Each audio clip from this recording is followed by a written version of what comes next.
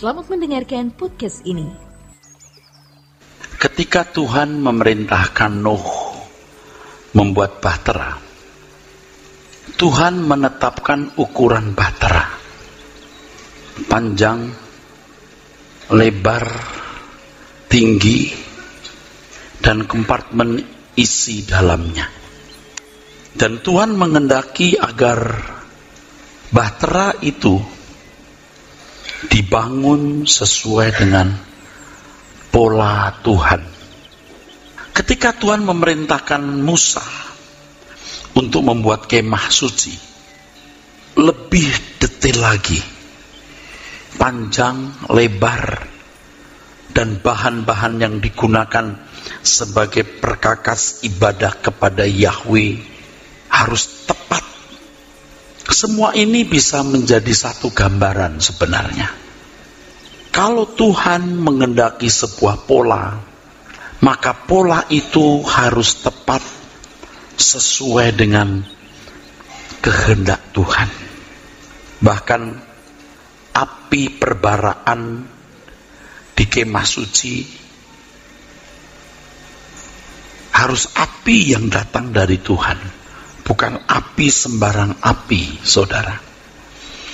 Di sini Tuhan benar-benar menghendaki sebuah pola yang tepat seperti yang Tuhan kehendaki. Bahtera Nuh, maket dari kemah suci yang dibangun di padang gurun, itu bisa menggambarkan kehidupan kita. Bagaimana pola hidup kita, pola berpikir, gaya hidup kita, saudara, harus tepat seperti yang Tuhan kehendaki. Untuk itu, saudara, dibutuhkannya pengajaran. Itulah sebabnya Tuhan melalui Rasul Paulus menulis kitab Roma dan menulis dengan jelas bahwa Injil itu kuasa Allah yang menyelamatkan. 3,5 tahun Tuhan Yesus mengajar Injil. Injil itu kuasa Allah. Injil itu sangat luar biasa.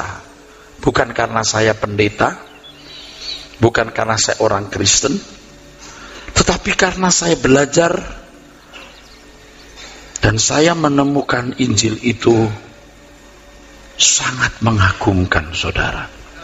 Sangat luar biasa. Di dalam nama Tuhan Yesus saya menyaksikan bahwa kalau hidup saya diubah Tuhan hari ini, itu karena kebenaran yang saya pahami dari Alkitab, khususnya Alkitab Perjanjian Baru. Jadi betapa pentingnya pengajaran firman Tuhan yang membangun pola, seperti pola maket kemah suci yang dibangun Musa, seperti bahtera Nuh yang dikehendaki oleh Allah dibangun oleh Nuh, dan hanya bahtera dengan ukuran seperti yang dikehendaki oleh Allah ini yang mampu melewati badai, ya, menerjang gelombang dan berbagai tekanan-tekanannya. Demikian pula hanya dengan kebenaran firman Tuhan kita bisa menerjang berbagai tekanan, melewati badai, saudara. Jadi betapa pentingnya pengajaran ini, saudara. Betapa pentingnya. Itulah sebabnya setiap kita harus benar-benar berteologia dengan benar. Sesuai dengan yang saya kemukakan di awal pertemuan ini. Di awal pertemuan ketika kita membahas mengenai bahwa dipanggil untuk memiliki pengertian teologi yang memadai dan tidak dibatasi. Sebanyak yang saya pahami, jika mungkin sebanyak itu pula yang saudara pahami. Kalau mau lebih silahkan cari dari sumber lain yang juga benar dan bisa dipercaya. Secerdas saya memahami isi Alkitab, secerdas itu pula saudara-saudara. Jadi sebenarnya kehadiran kita di pertemuan-pertemuan seperti ini itu tak ternilai harganya, saudara. Kesempatan ini sangat berharga, saudara, yang tidak tergantikan, tidak bisa ditukar. Walaupun mungkin saudara bisa mendengarkan dari CD khotbah, tetapi pertemuan langsung seperti ini dengan suasana dan atmosfer kehadiran Tuhan, dengan suasana emosi dari seorang pembicara dan hadiratnya di tengah-tengah kita, plus tidak dipotong-potongnya rekaman ini, lebih runtut bersambung, saudara akan mendapatkan lebih lengkap pemahaman kebenaran. Tak ternilai saudaraku. Jadi kalau saya menganjurkan saudara untuk sebanyak mungkin menghadiri pertemuan seperti ini, semata-mata sesungguhnya untuk kepentingan saudara sendiri. Kepentingan saudara sendiri. Tak ternilai. Kalau saudara menganggap yang lain bisa ditunda, itu baik. Tapi kalau saudara menunda apa yang memiliki nilai kekal, saudara menunda apa yang memiliki nilai abadi, yaitu seperti yang kita sekarang sedang hadiri ini, saudara akan menyesal di kekekalan. Karena pentingnya kebenaran ini, sentralnya peran pengajaran, maka iblis akan menggunakan saluran gereja untuk membangun pola yang berbeda dengan pola yang dikehendaki Tuhan. Justru sangat strategis kalau mimbar gereja bisa direbut oleh kuasa kegelapan. Pengajaran-pengajaran yang dikemas menjadi seperti doktrin-doktrin yang seakan-akan didasarkan pada Alkitab, sebenarnya campuran pemikiran roh-roh jahat yang kelihatannya logis, wajar, mudah diterima Alkitabiah. Tentu kuasa kegelapan cerdas, tidak akan mengajarkan hal-hal yang kira-kira akan menimbulkan resistensi. Pengajaran-pengajaran yang kelihatannya militan, menggiring orang pada moral yang baik sebagai orang-orang Kristen. Tetapi sebenarnya kebenaran itu tidak sesuai dengan kebenaran Injil murni yang diajarkan oleh Tuhan Yesus.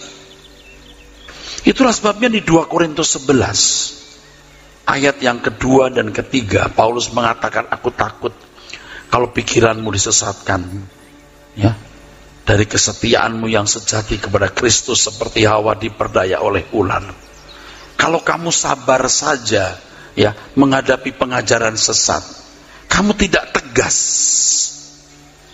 Rupanya dari dulu sampai sekarang, ya, banyak orang Kristen yang tidak mau ribut, mau cari aman, tidak mau ribut.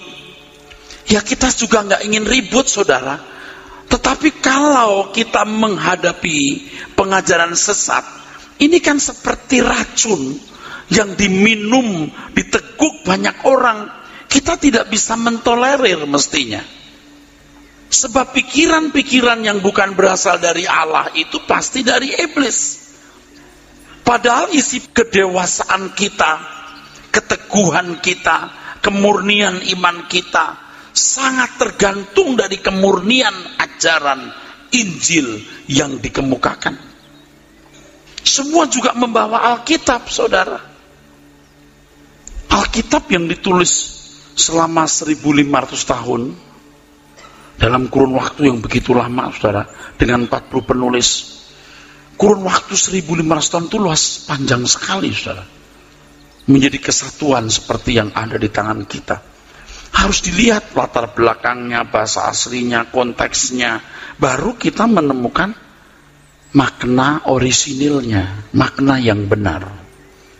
Ini zaman yang sudah ngawur, saudara. Saya bukan mendewakan teologi lalu menghakimi orang. Jadi jangan berpikir saya mau menjolimi, membuli pendeta lain. Tidak.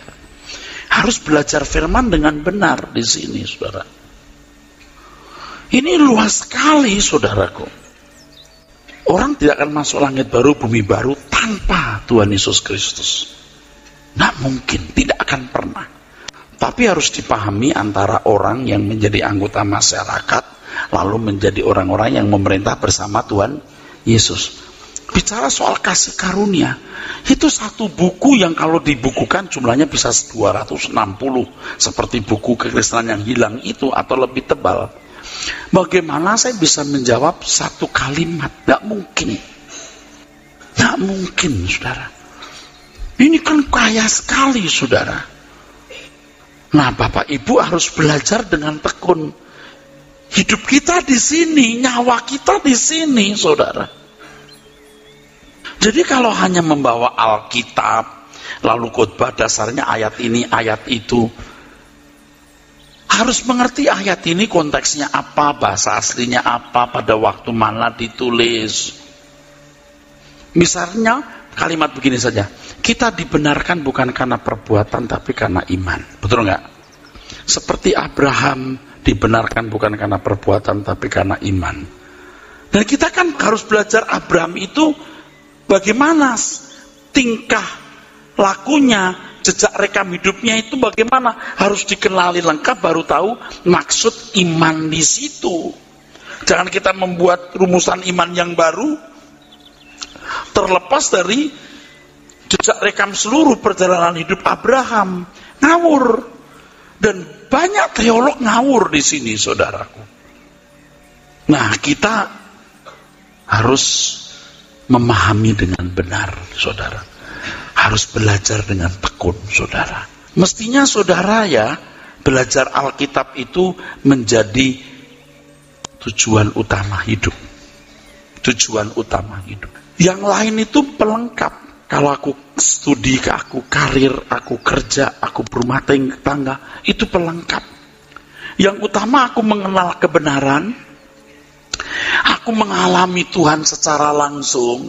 Ingat, kalau kita mengenal kebenaran terus-menerus, kita bisa dialog langsung dengan Tuhan. Kenapa Anda tidak bisa dialog langsung dengan Tuhan? Karena pikiranmu tidak bisa mengimbangi Tuhan. Nah, kalau kita ketemu orang yang tidak mengimbangi pikiran Tuhan, kita capek ngurusnya. Tolong ya, belajar yang rajin. Amin. Belajarlah. Jangan bodoh. Kalau tidak tahu, you duduk, tekun belajar baru ngerti. Tapi kalau Anda tidak percaya saya, tidak mau percaya kebenaran yang sampaikan, you cari pendeta yang you anggap paling benar, you dengarkan dia, you tenggelam dengan dia, you terbang dengan dia ke surga. Dan biarlah aku terbang sendiri ke surga juga dengan orang-orang yang bersama dengan saya, dan kita buktikan siapa yang nyampe di sana. Saya ini serius mau menerbangkan saudara ke surga loh. Kalau sampai nggak ngerti, waduh, kurang apa ya? Nah, pengajar-pengajar palsu akan tampil sebagai orang baik, orang lemah lembut, berkuasa dalam karunia, dapat visi katanya, mendengar suara Tuhan. Dan hal-hal seperti ini, saudara, kalau di negara-negara yang menjunjung tinggi agama, itu laku. 1 Yohanes pasal 4 ayat 1 mengatakan bahwa banyak nabi palsu pergi ke seluruh dunia. Maka kita harus menguji setiap roh. Saudara pun juga boleh menguji saya. Saya terbuka benar. Diuji, ini pendeta benar nggak? Ajarannya benar nggak? Kalau benar, you stay here. Kita flying to the moon. The new earth, new moon. Amin, mem. Iya, stay di sini. Ayo belajar. Tapi tekunlah. Kalau urusannya masih bisa ditinggalkan, tinggalkan saja. You dengar firman Tuhan. Amin. Jangan susah. Semua bisa diselesaikan. Kita mau terbang ke surga. Trust me. Ya. Tekunlah. Kalau sampai nggak penting banget itu urusan, belajarlah. Uji setiap roh. Saran saya ini, boleh? Cari pendeta. Cari semua. Dengarkan mereka. Temukan pembicara yang menurut you, dengan doa sungguh-sungguh ya, bisa membawa saudara ke surga dengan kebenaran. Dan kalau Anda menemukan, stay di situ. Di sini, di sini. Kalau mau di sana, di sana. Saran saya, carilah Tuhan. Temukan pengajar yang benar dan setialah untuk mendengarkan pengajaran. Tidak harus Erastus. Hamba-hamba Tuhan lain yang bisa mengajar saudara, mengubah hidup saudara. Dengarkan dia. Terbanglah bersama dia. Pindahlah bersama dengan dia ke surga. Dan kalau saya di sini bersama dengan orang-orang yang percaya kepada saya, percaya bahwa ajaran yang saya sampaikan itu benar, saya ajak saudara terbang ke surga. Nah, pengajaran yang benar itu strict, ketat, berdasarkan Alkitab. Berdasarkan Alkitab. Kan nanti masalahnya adalah, Pak, Bapak ngomong begini, tapi ayat yang lain ngomong gini. Gimana itu, Pak? Bapak Ibu, makanya kalau ikut pendalaman Alkitab, ayat-ayat yang berbenturan pun saya angkat. Saya compare, saya bandingkan. Makanya kita bandingkan, kita bedah semua. Dan itu sebenarnya membuat saya beruntung karena saya dipacu belajar. Kita tidak boleh membuat rumusan tanpa berdasarkan Alkitab. Bukan membanggakan diri, tapi saya mau beritahu supaya saudara percaya yang saya katakan benar. Saya ini pengajar. Yang saya ajar bukan anak-anak muda, bapak-bapak yang sudah jadi ketua sinode, jadi rektor, jadi pendeta-pendeta, dosen-dosen sekolah tinggi teologi. Itu bukan hanya satu denominasi, bermacam-macam. Puluhan, sekarang ratusan jumlahnya.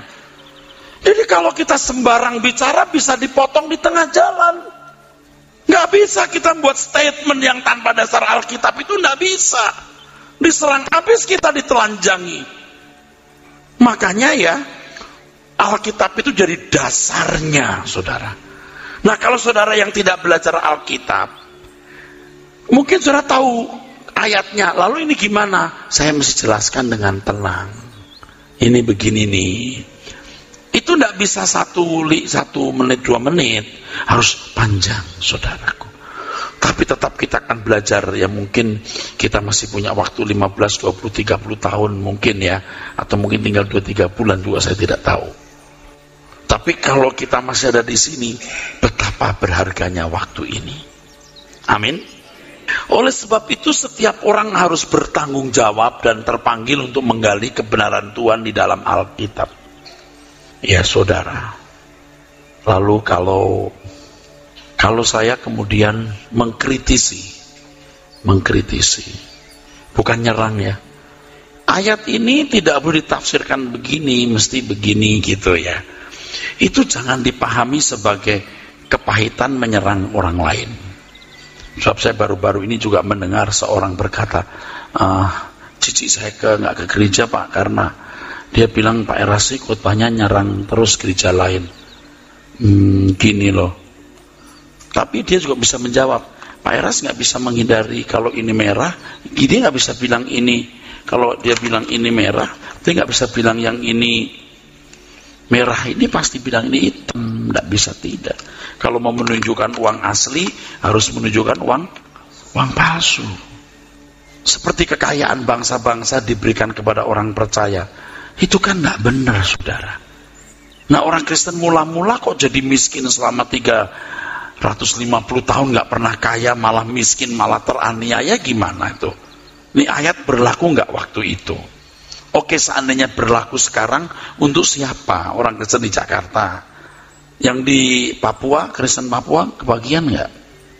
Orang Kristen di Mentawai, kenapa dia ambil ayat itu? Kan ada ayat lain misalnya, jangan berdoa untuk bangsa ini, aku tidak akan mendengarkan doa itu lagi. Misalnya Yeremia 7:16 kan ayatnya ada begitu. Kenapa nggak pungut ayat itu lalu kita berkata, saudara jangan berdoa untuk bangsa Indonesia. Firman Tuhan mengatakan, jangan berdoa untuk bangsa ini. Nah, kalau jemaat tidak tahu bagaimana menggali ayat Alkitab, amin. Betul nggak saudara? Kan salah. Saya ajarkan pada waktu kekayaan bangsa-bangsa akan diberikan kepadamu. Ini konteksnya adalah nubuatan bahwa bangsa Israel suatu kali akan kembali ke negerinya dan kekayaan bangsa-bangsa akan diberikan. Dan faktanya hari ini lembaga-lembaga keuangan dunia orang Yahudi yang pimpin, konglomerat-konglomerat dunia orang Yahudi, kan udah jelas gitu saudaraku. Tapi kalau saya bicara ini kan yang saya hadapi pancuran besar. Ini kan hampir semua gereja aliran karismatik itu kan begitu terima itu ayat sampai gereja yang di kampung saudaraku, di gunung sana yang miskin-miskin jemaatnya masih kekayaan bangsa-bangsa. Coba saudara, kenapa enggak khotbah yang lain? Mari kita garap tanah kita, jangan ada tanah yang nganggur, yang kamu tabur, kamu tuai, kerja keras. Kenapa nggak diganti itu? Diganti malah, maka rekeningmu akan diisi. Di sana nggak punya rekening kan, saudaraku, ATM aja nggak punya. Kan jadi ngawur bener gitu, saudara. Ini kalau ngomong kan ada yang terluka kan. Tuh nyerang saya tuh. Emang lu salah. Saya gimana mau ngasih tahu dia salah? Jadi pemikiran-pemikiran yang sebenarnya bukan dari Allah itu diakui sebagai firman Tuhan, saudara. Dan saudara yang tidak belajar Alkitab ya terima saja. Sebab yang saudara pikirkan yang namanya pengajaran sesat itu pengajaran Jim Jones, gereja setan, paranormal, dukun, horoskop, ya. Itu yang saudara pikir ajaran sesat.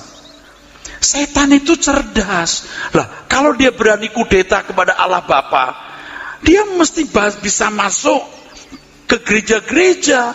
Itu taktis strategis, saudaraku. Bagaimana menyesatkan umat melalui mimbar-mimbar gereja itu. Dan kalau seorang pembicara sudah punya keagungan ya, pendeta yang agung, yang punya pengalaman hebat, wah udah dipercayai saudara. Apa yang dikatakan tidak mungkin diakui sebagai bukan firman Tuhan, saudaraku. Padahal kalau kita mau ngomong jujur sesuai firman Tuhan ya, segala pikiran atau ide yang bukan dari Allah itu pikiran iblis. Masa sih Pak tega bener? Ya saya pun juga sebenarnya nggak percaya kok sampai bisa begitu gitu. Nggak percaya loh saudara. Tapi Anda ngerti nggak ada gereja-gereja yang umurnya ribuan tahun yang ajarannya tidak sesuai Alkitab. Makanya ada kitab yang lain yang diakui sebagai firman, ada tradisi yang diakui sejajar dengan firman. Sudah deh, nggak bisa ngomong. Kalau kita boleh bicara kepada Tuhan, kita bicara begini, Tuhan, aku pusing banget Tuhan. Aku nggak ngerti mengapa Engkau biarkan ini terjadi. Kenapa Tuhan? Umat yang begitu banyak, orang baik-baik, tulus-tulus, kok sesat begitu Tuhan? Ya, saya cuma terhibur dengan dua hal. Yang pertama, ya asalkan mereka tidak berbuat jahat, mereka dihakimi menurut perbuatan. Tapi mereka belum percaya Tuhan Yesus. Percaya itu apa? Mereka tidak ngerti. Percaya itu menyerahkan diri kepada objek yang dipercayai. Kalau cuma percaya sejarahnya Tuhan Yesus, ya itu belum percaya Tuhan. Maka orang harus mengenal Injil, bisa dialog langsung dengan Tuhan. Dia mengerti kehendak Tuhan. Semua kita harus sampai tingkat itu. Nah, saya saja terseok-seok, apalagi saudara. Tapi kita semua bisa selama masih ada kesempatan. Jadi kalau Tuhan bilang kalau nggak terang gelap, kalau nggak Tuhan setan, nggak ada yang setengah Tuhan setengah setan. Setu setan Tuhan, setu nggak ada. Kalau nggak Tuhan ya setan udah, nggak ada tuh Tuhan setan, nggak ada Tuhan saja atau setan saja. Kalau nggak terang gelap. Nggak ada wilayah abu-abu. Orang percaya itu harus memilih salah satu. Kalau nggak dunia ya, kalau nggak surga ya dunia. Kalau nggak terang ya gelap. Nah kan kepengajaran yang tidak sesuai Alkitab itu membuat orang itu seakan-akan ada pilihan hidup wajar seperti manusia lain di bumi ini. Tapi kalau pengajaran yang benar memaksa orang Kristen punya positioning yang beda dengan anak dunia. Ini ya saudara, makin hari kita makin merana, percaya deh. Makin stres juga kita. Kita menghadapi ajaran sesat luar biasa. Hidup wajar-wajar, nyaman-nyaman. Mikir nggak nanti kita mati menghadap pengadilan dan ternyata yang menjadi Raja Tuhan kita Yesus Kristus memang begitu, memang demikian. Lalu apa yang kita lakukan untuk Tuhan? Padahal Alkitab mengajar kalau kita ditebus kita kehilangan seluruh milik kita. You are not your own, kau bukan milik kamu sendiri. Kamu harus mengabdi sepenuhnya. Apa itu mengabdi sepenuhnya? Nah, belajar terus di sini. Saya pun memaksa diri. Kalau saya tidak berjalan lebih dulu, saya tidak bisa memberi teladan dan tidak bisa mengajar saudara. Setiap detik pertama yang kau pikirkan, kau ucapkan, kamu lakukan, memuaskan Tuhan. Bukan hanya kalimat, jangan melukai Tuhan. Artinya jangan berbuat dosa, melanggar moral. Tetapi memuaskan Dia. Bukan hanya apa yang kamu tidak suka perbuat, jangan buat untuk orang lain. Itu bukan hukum Kristen. Apa yang kamu suka orang perbuat, perbuatlah bagi orang lain. Sekarang, apa yang aku suka Tuhan perbuat padaku, ku buat untuk Dia. Kalau dulu kita tahunya kan begini, ada masalah datang ke Tuhan, Tuhan akan menolong, Tuhan buka jalan. Tapi di sini sudah belajar begini. Kalau Anda datang minta tolong Tuhan, kalau Anda minta Tuhan campur tangan dalam hidupmu, itu berarti konsekuensinya dua. Karaktermu mau diperbaiki dan kau diarahkan di langit baru bumi baru. Bukan cuman ke gereja didoakan masalahmu selesai.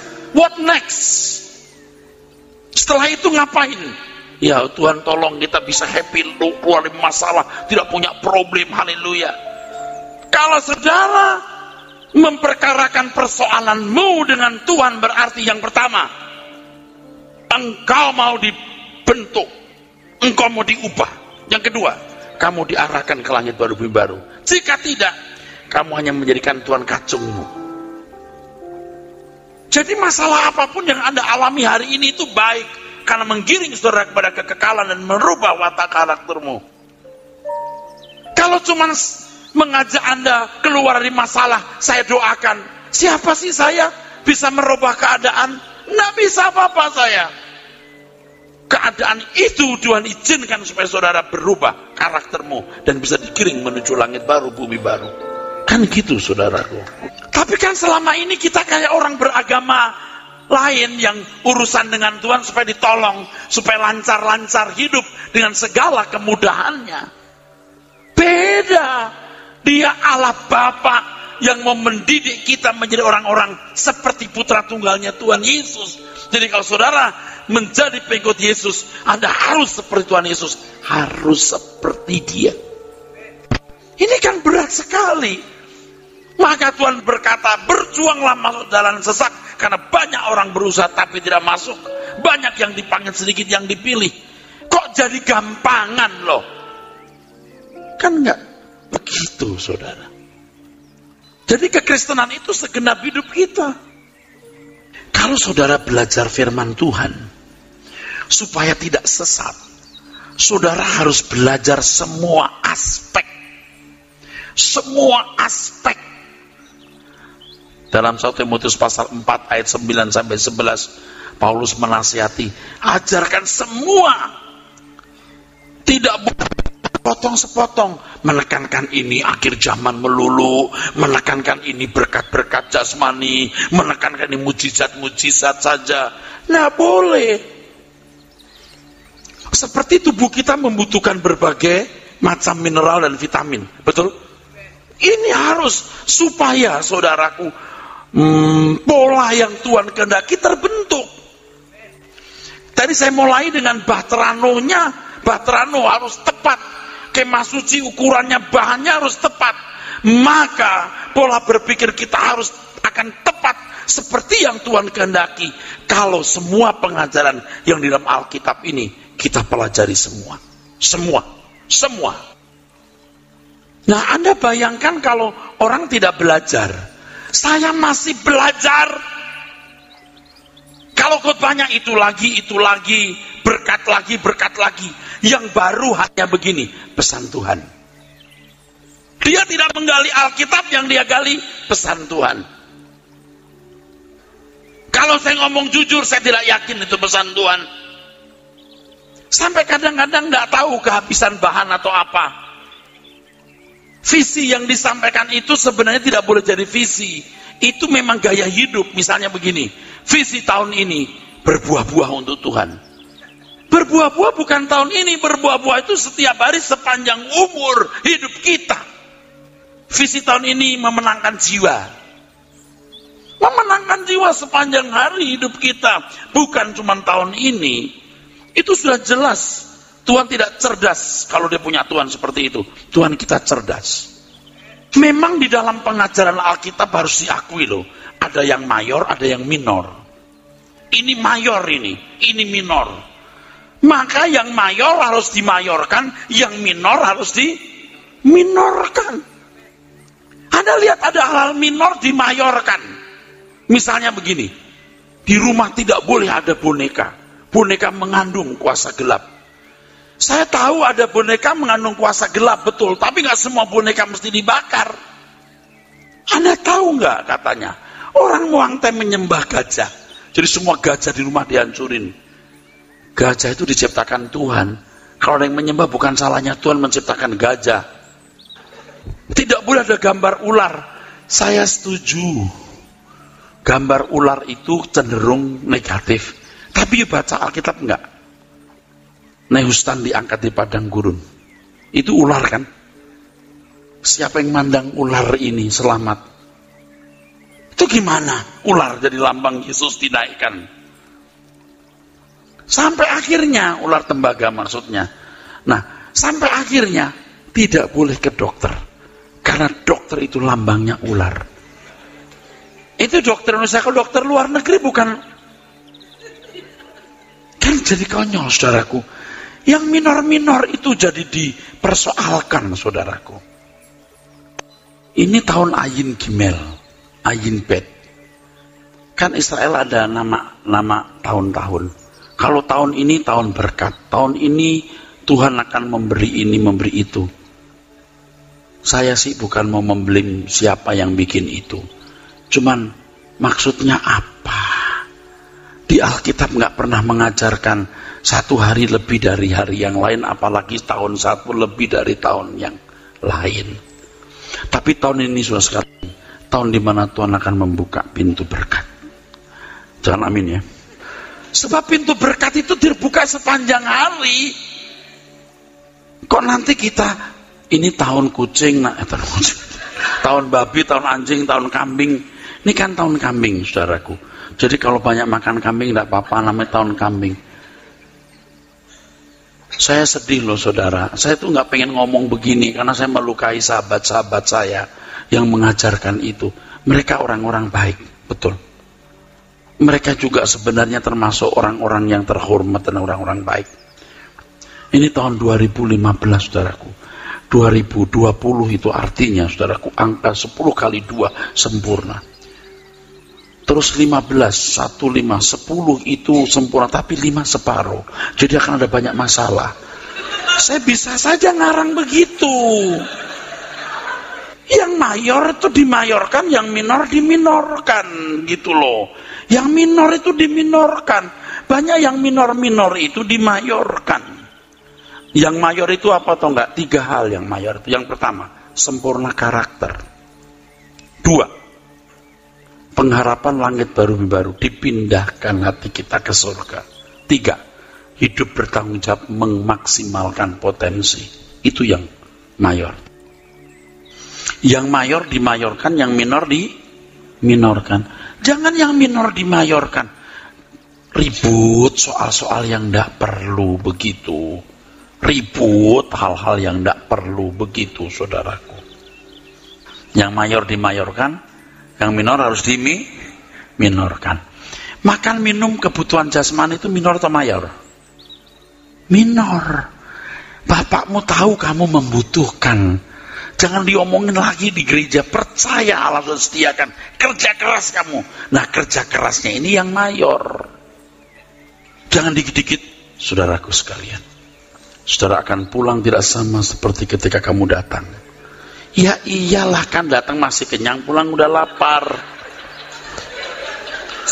Tiap minggu itu melulu. Mujizat akan terjadi malam ini, saudaraku. Jangan amin ya. Tiap minggu mujizat. Maksudnya mujizat itu apa? Yang sakit disembuhkan, yang lemah dikuatkan. Besok lemah lagi dikuatkan lagi. Kok naik turun kayak yoyo begini, gimana? Saya setuju yang lemah dikuatkan. Yang kuat makin kuat dan terus makin kuat. Kan nggak mistik.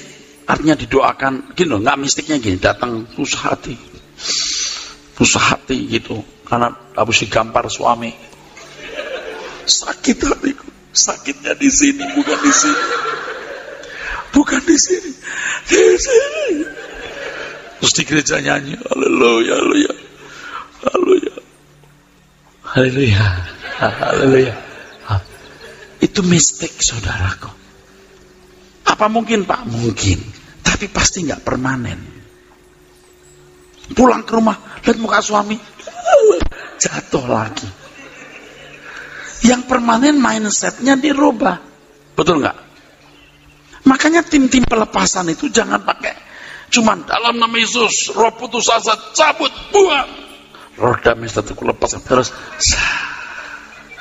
Saya sudah pernah kasih ilustrasi ya, karena suami ngampar dia, lalu suaminya kawin siri, kawin lagi gitu, terus datang ke gereja, dia sedih, dilepaskan roh putus asa, dicabut kayak nyabut bulu ayam aja. Terus pulang lu senyum. Belum tentu, saudara, dia permanen. Tapi ketika di gereja hidup kita singkat, kamu dulu datang sendiri tanpa jambrong, tapi aku cinta om, tapi kamu nanti meninggal pun tanpa dia. Kamu di dunia hidup 70 tahun hanya untuk menemukan kekasih abadi. Nanti kita punya hidup di langit baru, bumi baru. Semua yang diciptakan Tuhan akan berulang di sana, diulang di sana. Semua fakta yang ada di bumi ini. Kan dengar firman. Semangat kan? Semangat. Pulang ke rumah, lihat foto suami sama dia, foto pengantinnya. Ya udah, aku cinta padamu mas, tapi aku lebih cinta Tuhan Yesus. Tenang, coba kalau cuma pelepasan, tenang sebentar di jalan ketawa-ketawa, begitu pulang ke rumah lihat foto itu, nggak permanen. Tapi kalau dengar firman terus kokoh, kok tambah cantik malah.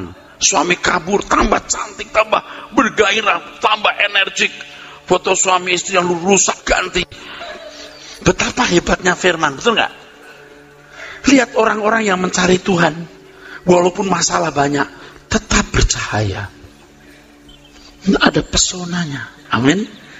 Ya, oh Tuhan luar biasa. Oke. Jadi pengajaran itu akan membuat saudara jadi seorang yang kokoh. Harus yang mayor diutamakan, yang minor, yang mayor dimayorkan, yang minor diminorkan. Jangan minor dimayorkan, mayor diminorkan. Ke surga gampang. Nanti kalau kita mati, gelinding sendiri, geluduk. Dia pikir durian kali. Lu main gelinding-gelinding itu maksudnya apa? Orang Tuhan bilang, berjuanglah, jalan sempit. Kok dipikirnya kayak semangka di bank, klutuk. Tapi yang gampang berkat pas Tuhan sediakan, kalau kerja keras Tuhan beri, itu yang rasanya berat. Oh Tuhan tolong, lepaskan kutuk-kutuk kami, cabut. Kok sulit amat sih? Orang kutuk udah dipaku di kayu salib kok. Ini kan yang minor dimayorkan, mayor diminorkan, saudaraku. Yang sulit itu otak kita. Sering saya bilang sakitnya di sini. Bukan di mobil, di rumah itu sakitnya di sini. Ini yang sukar diubah, saudara. Jadi kalau pengajaran memayorkan yang minor, meminorkan yang mayor, sesat ini. Begitu diomongin. Nah ini dia, saudaraku. Ya, tolong ya, mimbar ini bukan untuk mengecam, untuk menjolimi pendeta lain. Kita nggak mau punya musuh, saudara. Lah, saya kan juga punya etika lah. Buat apa sih berantem? Buat apa sih narik orang ke gereja ini lalu mencela pendeta lain? Ya tadi kan dengar, kalau you percaya saya, stay here, duduk dengar firman. Kalau you nggak percaya saya, you tetap temanku, kenalanku, say hello, kita mesra berteman. Cari gereja lain. Nggak masalah. Begitu loh, saudaraku. Amin.